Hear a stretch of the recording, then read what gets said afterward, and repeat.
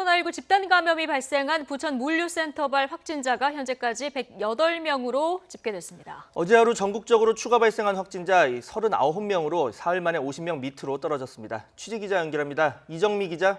네, 사회부입니다. 예, 보건당국이 부천 쿠팡 물류센터에 대한 전수조사를 벌이고 있는데요. 지금까지 얼마나 진행이 된 겁니까? 네, 잠정적이긴 하지만 83.5% 정도 조사가 이뤄졌고 확진율은 2%대로 나타나고 있습니다. 중앙방역대책본부가 오늘 오후 브리핑에서 밝힌 내용인데요.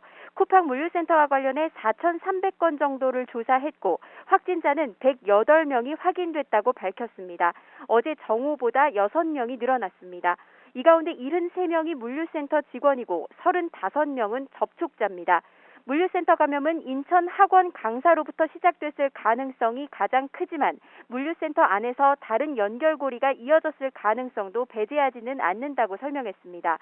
광주 행복한 요양원에서는 요양보호사 1명이 지난 26일 증상을 보여 확인한 결과 4명의 접촉자가 추가 환자로 확인돼 확진자가 5명으로 늘어났습니다.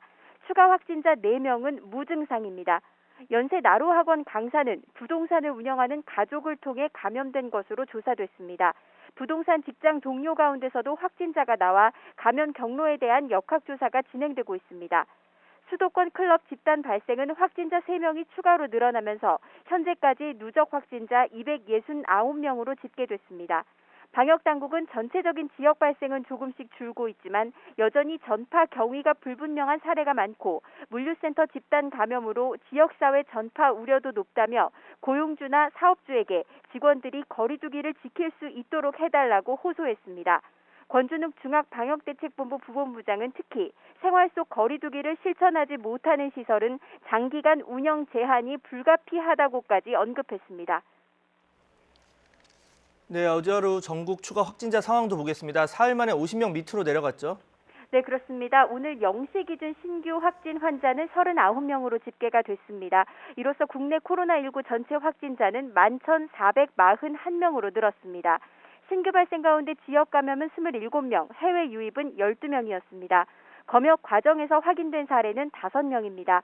신규 확진자 중 27명은 수도권에서 나왔습니다. 경기가 13명, 서울 9명, 인천 5명 등입니다. 이 밖에 대구, 광주에서 각 2명씩, 부산, 전남, 강원에서 1명씩의 신규 환자가 확인됐습니다. 사망자는 추가로 발생하지 않아서 269명으로 유지되고 있습니다. 신규 환자가 50명 밑으로 떨어진 건 그제 79명, 어제 58명에 이어 사흘 만입니다. 신규 발생 10명 미만은 생활 방역 체계 유지 기준인데 아직 안정적이라고 단정할 수는 없습니다. 물류센터 확진자들로 인한 접촉자 상황에서 아직 잠복기가 끝나지 않아서 확진자가 더 나올 가능성은 커 보입니다. 오늘은 수도권 방역 강화 조치가 시행된 첫 주말인데요. 박능우 중앙재난안전대책본부 1차장은 카페나 쇼핑몰 등 밀집도가 높은 시설의 방문 자제와 방역 수칙 준수를 당부했습니다. 지금까지 YTN 이정미입니다.